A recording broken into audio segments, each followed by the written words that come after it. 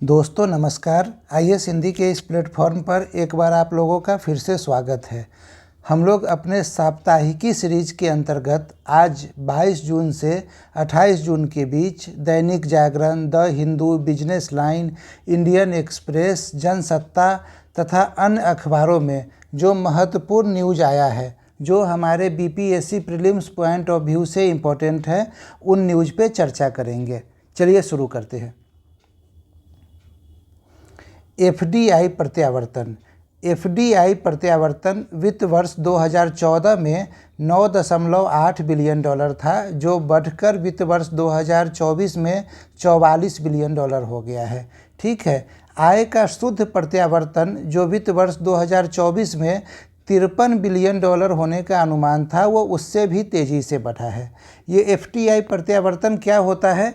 तो एफडीआई प्रत्यावर्तन एक प्रक्रिया को संदर्भित करता है जिसमें विदेशी कंपनियां या निवेशक किसी मेजबान देश में अपने निवेश से अर्जित लाभ, लाभांश या निधियों को वापस अपने देश में स्थानांतरित करते हैं।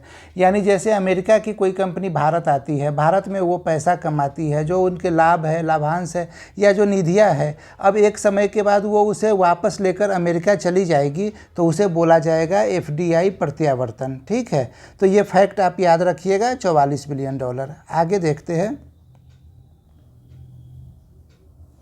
रूस और उत्तर कोरिया के बीच एक समझौता हुआ है। व्लादिमीर पुतिन और किम जोंग उन ने एक समझौते पर हस्ताक्षर किया है, जिसमें यह वचन दिया गया है कि रूस और उत्तर कोरिया किसी भी देश के विरुद्ध आक्रामकता की स्थिति में एक दूसरे की मदद करेंगे। ठीक है, रूसी राष्ट्रपति ने यह घोषणा प्योंगयांग, ये प्योंगयांग उत्तर कोरिया की राजधानी है, कि अपने भव्य यात्रा के दौरान की। यह यात्रा 2000 के बाद पहली बार की गई थी, इसीलिए भी ज़्यादा महत्वपूर्ण है। मॉस्को कोरियाई प्रायद्वीप पर भविष्य के संघर्ष में प्योंगयांग की सहायता करेगा, जबकि उत्तर कोरिया यूक्रेन के विरुद्ध युद्ध में रूस की खुलेआम मदद कर सकता है। तो ये बातें आपको ध्यान में रखनी है। ठीक है, चलिए आगे बढ़ते हैं, अगला देखते हैं। वैश्विक पर्यावरण सुविधा GEF, इसकी 67वीं बैठक 17 से 20 जून के बीच में आयोजित की गई है। इसी को इंग्लिश में ग्लोबल एनवायरनमेंट फैसिलिटी भी बोलते हैं। यह एक महत्वपूर्ण अंतर्राष्ट्रीय संगठन है जो पर्यावरण संरक्षण और सतत विकास में महत्वपूर्ण भूमिका निभाती है। इसकी स्थापना 1991 ईस्वी में हुई है। मुख्यालय वाशिंगटन में है और इसका उद्देश्य क्या है? तो वैश्विक पर्यावरणीय मुद्दों को संबोधित करने और सतत विकास को बढ़ावा देने के लिए वित्तीय सहायता प्रदान करना। ये ध्यान में रखिएगा, वित्तीय सहायता प्रदान करना। अभी तुरंत इसका आयोजन किया गया है, इसीलिए महत्वपूर्ण हो जा रहा है। चलिए अगला फैक्ट देखते हैं। Iberian lynx. ये इबेरियन लिंक्स क्या है? ये बिल्लियों की एक प्रजाति होती है, ये बिल्ली की एक प्रजाति है। ठीक है, बिल्ली की एक प्रजाति है। अंतर्राष्ट्रीय प्रकृति संरक्षण संघ IUCN ने 20 जून को इबेरियन लिंक्स की स्थिति को लुप्त प्राय से बदलकर संकटग्रस्त कर दिया है। ठीक है, तो अब ये इबेरियन लिंक्स प्रजाति जो है, बिल्ली की प्रजाति, ये संकटग्रस्त हो गया है। अंतर्राष्ट्रीय प्रकृति संरक्षण संघ IUCN की रेड लिस्ट दुनिया की जैव विविधता के स्वास्थ्य का एक महत्वपूर्ण संकेतक है। IUCN रेड लिस्ट प्रजातियों को उनके विलुप्त होने के जोखिम के आधार पर अलग अलग श्रेणियों में रखती है। ठीक है, तो ये सारी बातें याद रखना है। आपके परीक्षा पॉइंट ऑफ व्यू से इबेरियन लिंक्स महत्वपूर्ण है। आप रेड लिस्ट के कैटेगरी क्या है, इसे देख लीजिएगा, PDF में आप लोगों के साथ शेयर कर दूंगा। क्लाउड 3.5 सोनेट, ये एंथ्रोपिक एक अमेरिकी आर्टिफिशियल इंटेलिजेंस कंपनी है, AI कंपनी है, ने क्लाउड 3.5 सोनेट लॉन्च किया है। यह एक GPT है। GPT का फुल फॉर्म क्या होता है?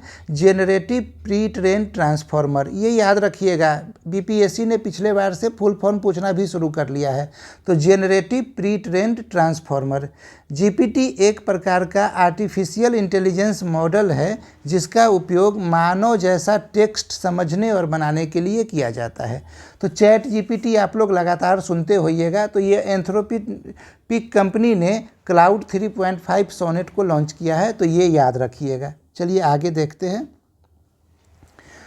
पुनः प्रयोज्य प्रक्षेपण यान, ये क्या है?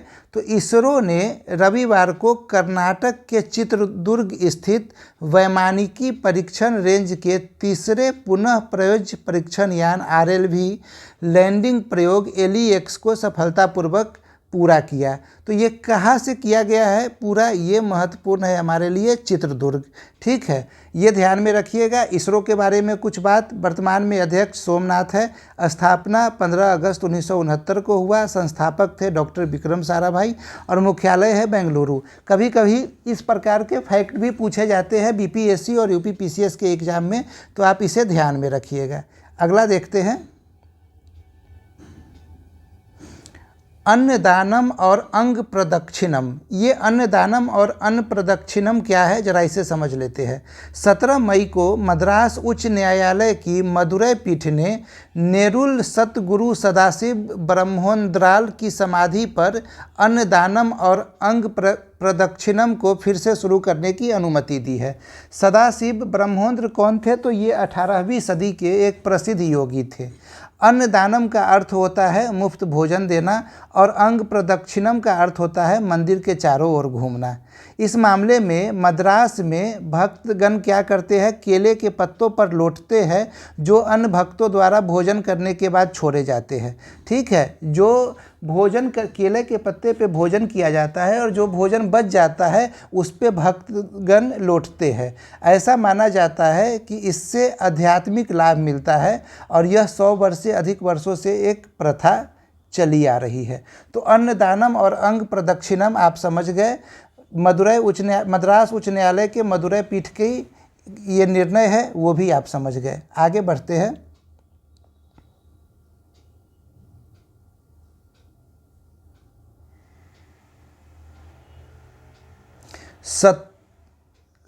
शत्रु एजेंट अध्यादेश 2005, ये जम्मू कश्मीर से संबंधित है। जम्मू कश्मीर के DGP, इनका नाम है RR स्वैन, ने जम्मू कश्मीर में आतंकवादियों की मदद करने वालों के खिलाफ कड़ी कार्रवाई की जानी चाहिए, ऐसा कहा है। उन्होंने आतंकवादियों की मदद करने वाले व्यक्तियों के खिलाफ शत्रु एजेंट अध्यादेश 2005 लागू करने का सुझाव दिया है। शत्रु एजेंट अध्यादेश की शुरुआत 1917 में जम्मू कश्मीर के डोगरा शासन के दौरान हुई थी। इसे प्रारंभ में डोगरा महाराजा द्वारा जारी किया गया था और इसे अध्यादेश के रूप में वर्गीकृत किया गया था। यह कानून शत्रु एजेंटों के रूप में कार्य करने वाले या शत्रु की सहायता करने वाले व्यक्तियों का मुकाबला करने के लिए बनाया गया है, जिसमें मौत या आजीवन कारावास सहित गंभीर दंड दिए जाते हैं। ठीक है, तो शत्रु एजेंट अध्यादेश के बारे में आपने जान लिया। डोगरा शासन ध्यान में रखिएगा 1917 में शुरू किया गया था और फिर से लाने की बात हो रही है। तो ऐसे प्रश्न परीक्षा में एग्जामिनर को आकर्षित करता है और ऐसे प्रश्न एग्जामिनर सेट करते हैं परीक्षा के लिए। आगे देखते हैं। स्पेस वेरिएबल ऑब्जेक्ट्स मॉनिटर, ये क्या है? तो चीन और फ्रांस द्वारा संयुक्त रूप से विकसित स्पेस वेरिएबल ऑब्जेक्ट्स मॉनिटर नामक उपग्रह को 22 जून को कक्षा में प्रक्षेपित किया गया। यह गामा रे बर्स्ट GRB का अध्ययन करने वाला अब तक का सबसे शक्तिशाली उपग्रह है। इसका उद्देश्य GRB पर मूल्यवान डेटा प्रदान करना है जो विभिन्न ब्रह्मांडीय घटनाओं की हमारी समझ में योगदान देता है। तो ये इतनी बातें ध्यान में रखनी है इसके बारे में। अगला टॉपिक देखते हैं, न्यूट्रॉन झील। ये न्यूट्रॉन झील कहाँ पे है? तंजानिया में है। तंजानिया के न्यूट्रॉन झील में लाखों गुलाबी फ्लेमिंगो पक्षी मानवीय गतिविधियों और बदलते मौसम के कारण खतरे में है। आपसे परीक्षा में सबसे इम्पोर्टेंट यही पूछेगा कि न्यूट्रॉन झील क्यों है, तो कहाँ पे है? तो ये तंजानिया में है। आपको लगेगा कि ज्योग्राफी से सवाल पूछ लिया गया, पर ये ज्योग्राफी का सवाल नहीं है, ये सवाल रहेगा करेंट का।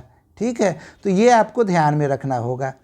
केन्या में बोगोरिया झील के साथ नेट्रॉन झील अफ्रीका की ग्रेट रिफ्ट घाटी का हिस्सा है, जो फ्लेमिंगो के लिए एक अद्वितीय आवास प्रदान करता है। नेट्रॉन झील का पानी क्षारीय है, जिसमें कास्टिक सोडा और अत्यधिक लवणीय पानी भरा हुआ है, जिसके कारण यह अधिकांश शिकारियों के लिए अनुपयुक्त है, लेकिन फ्लेमिंगो पक्षी के लिए आदर्श स्थान है। झील की अनूठी संरचना में गर्म पानी, नमक, कास्टिक सोडा, मैग्नेसाइट जमा शामिल है, जो फ्लेमिंगो के पनपने के लिए आदर्श परिस्थितियां पैदा करती है। ठीक है, तो ये ध्यान में रखिएगा आप लोग। ये देखिए, ये है, ये यहाँ से ऊपर का हिस्सा जो है ये केन्या है, ये है हमारा नेट्रॉन झील और ये तंजानिया है। ठीक है, तो तंजानिया में ही ये पड़ रहा है, उत्तरी तंजानिया में। चलिए आगे बढ़ते हैं। Moody's ratings.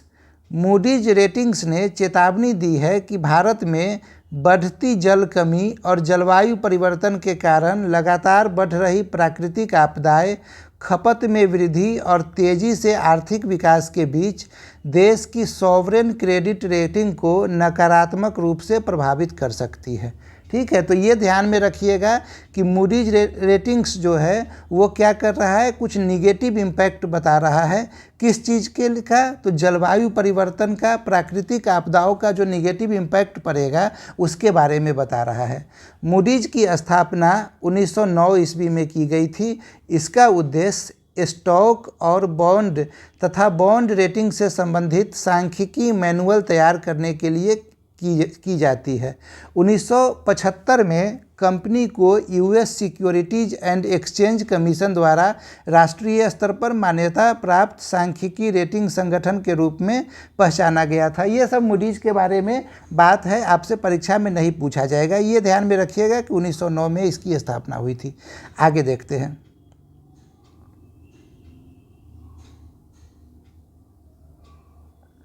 चांग-ई 6। चांग-ई 6 क्या है? तो चीन का चांग-ई 6 मंगलवार को चंद्रमा के उस सुदूर हिस्से से नमूने वापस लेने वाला पहला अंतरिक्ष यान बन गया जिसे पृथ्वी कभी नहीं देख पाती है। बेहद महत्वपूर्ण हो जाता है ये चांग-ई 6 फिर उसके बाद। ठीक है, चांग-ई 6 चीन के राष्ट्रीय अंतरिक्ष प्रशासन CNSA द्वारा एक रोबोटिक चंद्र अन्वेषण मिशन था। चीनी चंद्र अन्वेषण कार्यक्रम में अपने पूर्ववर्तियों की तरह इस अंतरिक्ष यान का नाम चीनी चंद्रमा देवी चांग-ई के नाम पर रखा गया था। यह मिशन 3 मई 2024 को चीन के हैनान द्वीप से इस अंतरिक्ष यान के प्रक्षेपण के साथ शुरू हुआ। मिशन का लैंडर और एक मोबाइल कैमरा रोवर 1 जून 2024 को चंद्रमा के सुदूर हिस्से पे उतरा था। तो चांग-ई 6 इस हफ्ता का एक महत्वपूर्ण न्यूज हो जाता है। आगे देखते हैं। सूचना अखंडता के लिए वैश्विक सिद्धांत। 24 जून 2024 को संयुक्त राष्ट्र महासचिव एंटोनियो गुटेरेस ने सूचना अखंडता के लिए वैश्विक सिद्धांतों का अनावरण किया है। यह एक व्यापक रूपरेखा है जिसका उद्देश्य डिजिटल क्षेत्र में गलत सूचना, भ्रामक सूचना और घृणास्पद भाषण से उत्पन्न बढ़ते खतरों से निपटना है। ठीक है, तो एंटोनियो गुटेरेस ने शुरू किया है इसे, इसका अनावरण किया है, ये ध्यान में रखना है। दूरसंचार अधिनियम 2023। 26 जून से दूरसंचार अधिनियम 2023 की कई धाराएं प्रभावित हो गई है। यह विधेयक जो लाया गया है ये भारतीय टेलीग्राफ अधिनियम 1885, भारतीय वायरलेस टेलीग्राफी अधिनियम 1933 और टेलीग्राफ तार गैर कानूनी कब्जा अधिनियम 1950 जैसे पुराने अधिनियमों को प्रतिस्थापित करता है। ठीक है, इसका उद्देश्य दूरसंचार सेवाओं, नेटवर्क और स्पेक्ट्रम आवंटन से संबंधित कानूनों को संशोधित और संयोजित करना है। तो ये बात आपको ध्यान में रखना है। दूरसंचार अधिनियम प्रभावी कब से हुआ है? 26 जून से हुआ है। लोकसभा में विपक्ष का नेता। राहुल गांधी को लोकसभा में विपक्ष का नेता बना दिया गया है। विपक्ष का नेता जो विपक्ष की सबसे बड़ी पार्टी होती है उसे बनाया जाता है। विपक्ष के नेता बनाने की परंपरा कब से शुरू हुई है? तो ये 1969 ईस्वी से शुरू हुई है। ठीक है,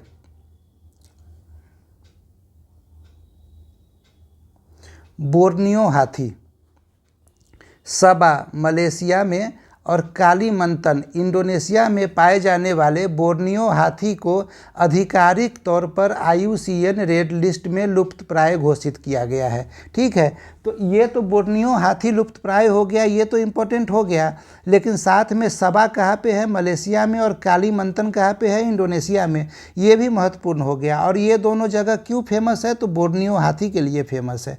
ठीक है, बोर्नियो हाथी एलिफस मैक्सिमस बोर्नेसिस, जिसे बोर्नियो हाथी या बोर्नियो पिग्मी हाथी के रूप में भी जाना जाता है, एशियाई हाथी की एक उप प्रजाति है जो बोर्नियो के उत्तर पूर्वी हिस्सों, विशेष रूप से इंडोनेशिया और मलेशिया में पाई जाती है। वे एशियाई हाथियों की उप प्रजातियों में सबसे छोटे हैं। आमतौर पर उनकी ऊंचाई 2.5 मीटर होती है, जबकि एशियाई हाथियों की ऊंचाई जनरली 3 मीटर होती है। ठीक है, तो बोर्नियो हाथी के बारे में इतनी बातें हो गई। 29वीं वित्तीय स्थिरता रिपोर्ट, ये भारतीय रिजर्व बैंक के द्वारा लाया गया है। 27 जून को लाया गया है। हर एक साल 2 बार लाया जाता है। और इस रिपोर्ट में भारत के आर्थिक और वित्तीय स्वास्थ्य की एक सकारात्मक तस्वीर पेश की गई है। रिपोर्ट में भारतीय अर्थव्यवस्था और उसकी वित्तीय प्रणाली के लचीलेपन पर जोर दिया गया है और इस स्थिरता का श्रेय मजबूत व्यापक आर्थिक बुनियादी सिद्धांतों और विवेकपूर्ण वित्तीय प्रबंधन को दिया गया है। ये रिपोर्ट साल में 2 बार लाई जाती है, वित्तीय स्थिरता रिपोर्ट, ये ध्यान में रखना है। RBI के द्वारा लाई जाती है, ये ध्यान में रखना है। तो न्यूज़ से इस साप्ताहिकी में यही प्रमुख करेंट अफेयर्स थे जो हमने अभी चर्चा किया। आप इसे एक बार सुन लीजिएगा। ग्रुप में मैं PDF को शेयर कर दूंगा। PDF से उसे रिवाइज करते रहिएगा। आपके एग्जामिनेशन में 2-4 सवाल निश्चित रूप से इससे बढ़ जाएंगे। उम्मीद करता हूं कि ये पहल सकारात्मक रूप से आप लोगों के लिए फ़ायदेमंद होगा। आप लोगों को ये अच्छा लग रहा है तो आप लोग वीडियो को लाइक करें और अपने दोस्तों के साथ शेयर करें। धन्यवाद।